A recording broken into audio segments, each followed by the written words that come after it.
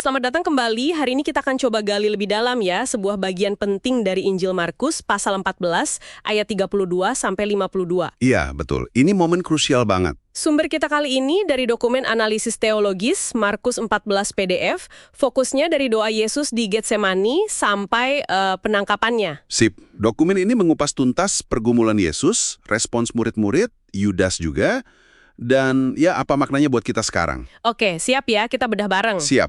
Jadi ceritanya dimulai pas setelah perjamuan terakhir. Yesus sama murid-muridnya ke Getsemani. Getsemani di Bukit Zaitun itu kan? Iya, betul. Suasananya langsung terasa beda, berat gitu. Terus Yesus bawa Petrus, Yakobus, Yohanes, 3 murid inti nih. Agak menjauh sedikit. Oh, mereka bertiga diajak lebih dekat ya? Iya. Nah, di situ dokumen ini gambarin kondisi Yesus tuh, wah luar biasa. Dia mulai merasa sangat takut, gentar, sampai bilang hatinya itu sedih banget, seperti mau mati rasanya. Wow, seperti mau mati rasanya. Itu deskripsi yang kuat banget. Dokumennya jelasin nggak kenapa sampai segitunya? Ada. Analisisnya bilang, ini bukan sedih biasa, tapi karena Yesus sadar dia akan mengalami perpisahan sementara dari Bapa. Kan dia harus nanggung dosa kita semua. Itu sesuatu yang ya belum pernah dialami. Oke. Jadi ini beban dosa manusia ya. Di tengah tekanan seberat itu doanya gimana? Pasti mencerminkan pergulatan ini dong. Banget. Doanya itu nunjukin sisi manusiawinya yang berjuang, tapi sekaligus penyerahan total. Dia panggil, ya Aba, ya Bapa, itu panggilan intim banget kan? Iya, Aba itu kayak papa gitu ya. Sangat personal. Tuh. Terus, dia bilang, nggak ada yang mustahil bagimu, ambillah cawan ini daripadaku. Itu sisi manusiawinya. Tapi langsung disambung, tapi jangan apa yang aku kehendaki, melainkan apa yang engkau kehendaki. Ketatan total. Luar biasa. Kontrasnya gimana nih sama murid-murid yang diminta nemenin dan jaga-jaga itu? Nah, ini dia kontrasnya. Yesus minta mereka tinggal di situ, berjaga-jaga sama dia, minta dukungan doa lah. Tapi, 3 kali loh Yesus balik, dan 3 kali juga nemuin mereka lagi tidur. 3 kali? Kok bisa ya? Alasannya apa kata Markus di dokumen itu? Alasannya, simpel tapi nusuk, sebab mata mereka sudah berat. Mata mereka sudah berat. Apa ada makna lain selain capek fisik aja gitu? Mungkin secara rohani juga berat. Analisisnya lebih ke, ini nunjukin kelemahan manusia secara umum. Kayak yang Yesus bilang ke Petrus habis itu, masa nggak sanggup jaga-jaga 1 jam aja? Iya, teguran itu ya? Berjaga-jagalah dan berdoalah, biar gak jatuh ke pencobaan. Roh memang penurut, tapi daging lemah. Ini kayak cermin buat kita semua kan, niat sih baik, tapi kalau nggak siap rohaninya, ya rapuh. Bener banget. Dan kelemahan ini jangan-jangan yang bikin ada celah buat kejadian berikutnya, pengkhianatan itu. Bisa jadi ada kaitannya. Pas Yesus lagi ngomongin soal kelemahan ini, tiba-tiba muncul Yudas Iskariot, salah satu dari 12 murid inti. Wah, timingnya pas banget ya. Iya, dan dia gak sendiri, bawa rombongan orang bersenjata pedang, pentung, utusan dari imam kepala, ahli Taurat tua-tua. Terus soal tanda pengkhianatannya itu ciuman. Dokumen ini bahas ironinya nggak? Dibahas, ciuman kan biasanya tanda akrab, hormat murid ke guru, panggilannya rabi pula. Malah dipakai jadi sinyal buat nangkep Yesus. Ironis banget. Menyakitkan ya pasti. Reaksi Yesus gimana pas ditangkap? Dia nggak melawan fisik, tapi negur cara mereka. Kok nangkep aku kayak nangkep penyamun?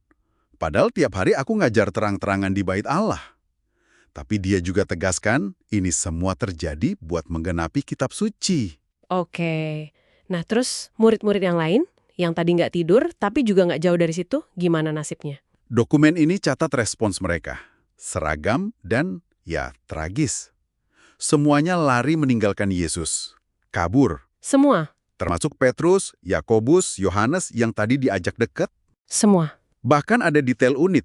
Ada anak muda nggak dikenal, ikut lari, sampai telanjang gara-gara kain lenanya dipegang orang. Ini nunjukin betapa totalnya kegagalan mereka di momen krusial itu. Oke, setelah rentetan kejadian ini, kita masuk ke analisisnya ya. Menurut dokumen ini, apa sih akar masalahnya Yudas? Kenapa dia sampai begitu? Analisisnya menyoroti bahaya kalau motivasi ikut Yesus itu salah. Misalnya, kalau cuma ngejar keuntungan pribadi, kekuasaan, duit, kenyamanan, bukan karena tulus cinta dan mau taat.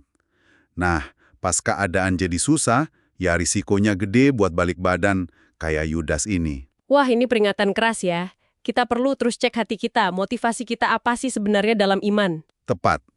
Dan juga, kelemahan murid yang ketiduran tadi, itu jadi pengingat kuat soal pentingnya kita terus-menerus jaga-jaga dan doa, biar nggak gampang jatuh pas ada pencobaan.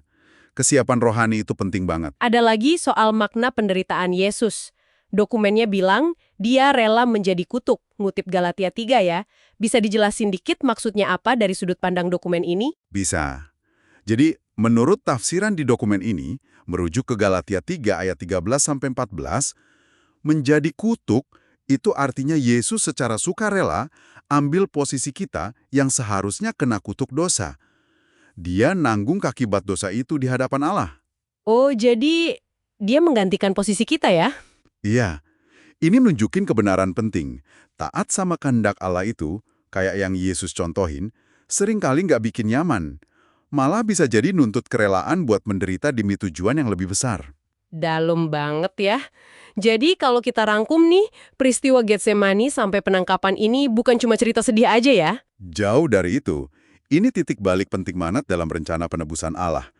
Kita lihat pergulatan Yesus yang manusiawi banget, tapi diakhiri dengan ketaatan ilahi yang sempurna. Dan itu kontras banget sama murid-muridnya yang ya gagal total karena lemah dan takut, plus pengkhianatan Yudas. Betul. Semua elemen ini, kata analisis di dokumen ini, justru bagian dari pengenapan rencana Allah yang lebih besar. Oke, jadi apa nih intisari yang bisa Anda petik dari pendalaman kita hari ini? Kayaknya dokumen ini nantang kita buat pertama, disiplin rohani ya, jaga-jaga dalam doa biar kuat. Iya.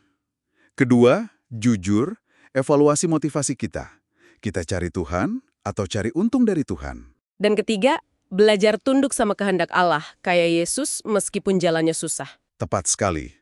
Nah, sebagai penutup, buat bahan renungan Anda di rumah, dokumen ini ngasih pertanyaan reflektif yang cukup tajam. Apa tuh pertanyaannya? Sudahkah Anda secara konsisten berjaga-jaga dalam doa dan permohonan? Bukan cuma buat diri sendiri, tapi juga buat keluarga, kota, bahkan bangsa Anda? Pertanyaan bagus untuk mengukur kesiapan rohani kita masing-masing ya. Oke, terima kasih banyak atas pencerahannya hari ini. Sama-sama, semoga bermanfaat buat Anda semua.